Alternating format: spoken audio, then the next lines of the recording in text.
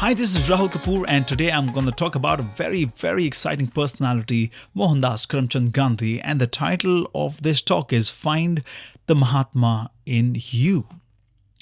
Be the change that you wish to see in the world, so said Mohandas Karamchand Gandhi. We also know him as Mahatma Gandhi, who was famous for his economy of thoughts and superior mode of understanding. While on one hand, his compatriots in the freedom struggle hounded the enemy and threatened violence, Mahatma Gandhi preached nonviolence, and his philosophy of love thy enemy was something very different. While India plotted and conspired the downfall of British, Gandhi preached lessons on truth and forgiveness and encouraged his countrymen to indulge in silent protests. As one group of patriots mocked the Gandhian philosophy and scorned his peaceful protests, his followers continued to wear down the enemy's resistance through the leader's intuitive understanding of human psyche. Though the Gandhian dictum now tends to find a place only in textbook, the relevance is applicable in most cases and scenarios. When the Bollywood mainstream masala film hit the theatre some time ago, Bapu and his ideals suddenly gained mass popularity.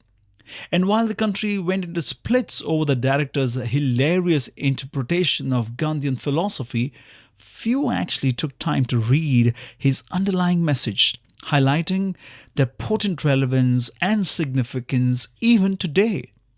In this podcast, let me make an attempt to understand some of the Gandhian principles and what makes them relevant and applicable even today. Number one, service to others. The Mahatma said, the way to find yourself is to lose yourself in the service of others. Begin your day by asking yourself the question, how can I be of service? If you dwell on this question, you will find answers to it all day long. If one of your goals is to help others, you will find ways to do several things in service of others. You can offer your seat to an elderly person in a train or a bus or a plane. Help a blind person cross the street. Write a check favoring a worthy charity. Take time to listen to your spouse. Help your child with the schoolwork. Extend support to your colleagues. In a selfish world, Gandhi advocates selflessness as the only way to attain inner peace.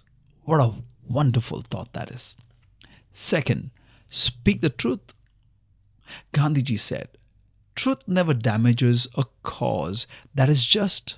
I repeat, truth never damages a cause that is just. Speaking the truth is certainly difficult, but once you choose to follow this path, it becomes your biggest strength. I do know this. It takes a lot of courage to say the truth. But remember, once you develop that courage, once you master the art of speaking the truth, I can tell you, you're never going to live a life which has a word called fear in it. Number three, practice forgiveness. Gandhi said the weak can never forgive. Forgiveness is the attribute of the strong. To forgive is the highest form of human behavior. Simply identify the situation to be forgiven and ask yourself, am I willing to waste my energy any further on this matter? If the answer is no, then you have achieved what you set out to do. All is forgiven. Yes, I repeat, all is forgiven. Not forgiving keeps you in struggle. Willingness to forgive can bring a sense of peace and well-being. It calms anxiety, relieves you from depression. It can enhance your self-esteem and give you hope as well. Some time ago, I read this story of a boy who would go to the beach and engrave on a rock all the good things that people have done to him and write all the bad experiences on the sand. When asked about this strange habit, he said, I want to remember all the people who have done good to me, and therefore I write these experiences on the rock to ensure that no one can erase them. However, when someone hurts me, I write these experiences on the sand so that the waves can wash them away. Isn't that profound? Isn't that a beautiful message? Can we just start practicing forgiveness?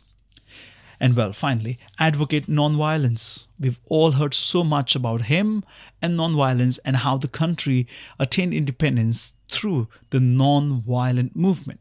And here goes. Gandhiji said, if we practice an eye for an eye and a tooth for a tooth, soon the whole world will be blind and toothless. Every day we read and hear about some kind of violence in different part of the world. Violence is being used as a medium to get one's voice heard, as a tool for revenge. We are all moving towards a dead end. If we do not realize this soon, then perhaps we will only have ourselves to blame for a bleak future. Violence can never do good to people. There will always be someone on the receiving end, and that'll make it impossible to find a solution that can keep everyone happy. Therefore, it can never be the permanent solution for any problem. On the other hand, nonviolence can succeed even when everything else fails.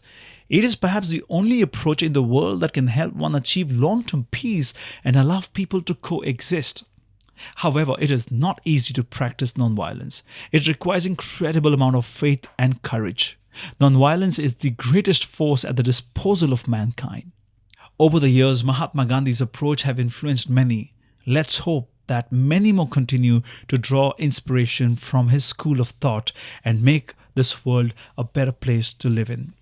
At the start of this podcast, my commitment was to help you understand how you too can become a Mahatma. And here's a quick summary of all that I've shared so far. Number 1, indulge yourself in service to others. Number 2, practice the art of speaking the truth. Number 3, forgive. Practice forgiveness. And number 4, advocate nonviolence. Well, these 4 could be very, very simple messages that you've heard from me, but these 4 can be dimensions of your personality, and therefore you can create the Mahatma within you. This is Rahul Kapoor saying goodbye. Have a great time today, and don't forget to like, subscribe, and share. This is Rahul Kapoor saying goodbye.